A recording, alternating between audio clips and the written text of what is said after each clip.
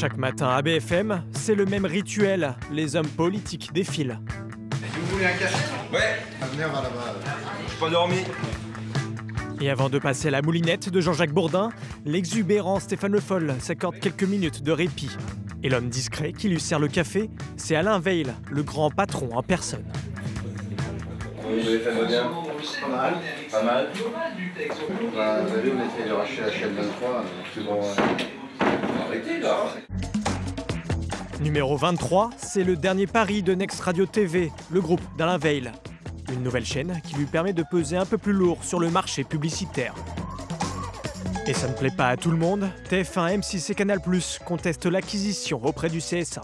Ce cartel de l'audiovisuel ne veut pas qu'il y ait un nouvel entrant qui émerge un tout petit peu. Parce qu'on va avoir, si le CSA agrée le changement d'actionnaire, 3 chaînes de télévision, mais qui ne vont peser que 4% de part d'audience. Donc c'est très faible. Et je pense qu'il est important dans le paysage audiovisuel qu'il y ait des nouveaux entrants. Malgré l'audience quasi nulle de numéro 23, l'homme d'affaires de 54 ans espère connaître le même succès que pour RMC. Une radio vieillissante, achetée en 2000, qui a vu depuis son audience tripler grâce à un ton populaire et quelques têtes d'affiche. Il avait besoin d'hommes autour de lui pour développer cette radio. Et j'ai dit oui, banco. J'ai cru, il a une force de conviction. Vous savez, il n'élève pas la voix, mais il est convaincant. J'ai d'autres objets qui RMC, Alain Veil en garde des pièces de collection dans son bureau, comme cette vieille valise de transmission radiophonique. Donc le matériel de reportage de l'époque, RMC a été créé en 1943 par les Allemands. C'est un peu vieux, mais c'est magnifique. 20 ans avant de reprendre RMC, en 1981, le jeune étudiant à HEC s'essaye au journalisme.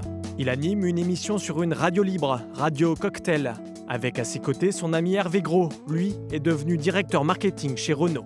Là, vous voyez, on est ensemble avec Alain. On est en 1981, on fête le 20e anniversaire d'Alain. On a 20 ans. Alain était passionné de 2 choses, c'était le journalisme. L'actualité. Le 29 avril, il y a une émission de Pierre Bouteiller sur Montant International. Ce qui nous intéressait, c'était des émissions de radio, les débuts des talk shows. Ce qui est assez rigolo, si je puis dire, par rapport à ce qu'Alain a créé 20 ans ou 30 ans plus tard avec RMC. Une centaine de salariés il y a 15 ans, 10 fois plus aujourd'hui. Et le Big Boss est exigeant avec chacun d'eux.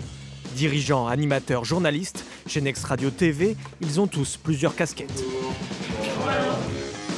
Jérôme est journaliste à RMC Sport et on l'attend dans le studio de BFM. Alors il y aura 4000 supporters du Paris Saint-Germain, c'est un gros déplacement. Après l'antenne, il réalise une interview de Jean-Michel Larquet, qu'il monte dans la foulée à son bureau. Bref, il n'a pas le temps de s'ennuyer. La dimension radio, ça n'existe plus. C'est-à-dire qu'aujourd'hui, on fait toujours un reportage avec la caméra pour que BFM TV puisse l'utiliser si besoin.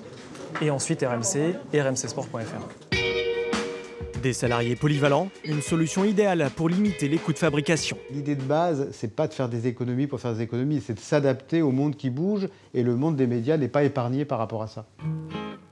Ce modèle, Alain Veil n'a pas réussi à le transposer dans un autre secteur en mouvement, la presse écrite. Juste avant la crise de 2008, il acquiert le journal économique La Tribune. Mais la trésorerie fond très vite et le titre est cédé au bout de 3 ans. Il était très pris par ses autres activités audiovisuelles et notamment BFM TV et RMC. Et je crois qu'il a pris beaucoup de risques sur ces 2 activités et qu'à un moment il s'est dit « je ne peux pas tout faire ». Je pense que c'est un échec qui l'a marqué beaucoup plus qu'il ne veut le dire. Sans la presse écrite et grâce à la télé, son groupe ne s'est jamais aussi bien porté. Très bonne semaine pour RMC Découverte.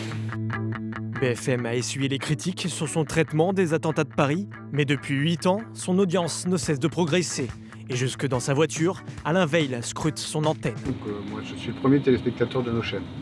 Puis après, je peux réagir en disant tiens, ça c'est bien, ça c'est pas bien. Je peux trouver qu'un consultant est plus ou moins performant. Je peux en profiter pour faire une remarque sur un décor. C'est mon métier. La gestion, ça ne demande pas de talent.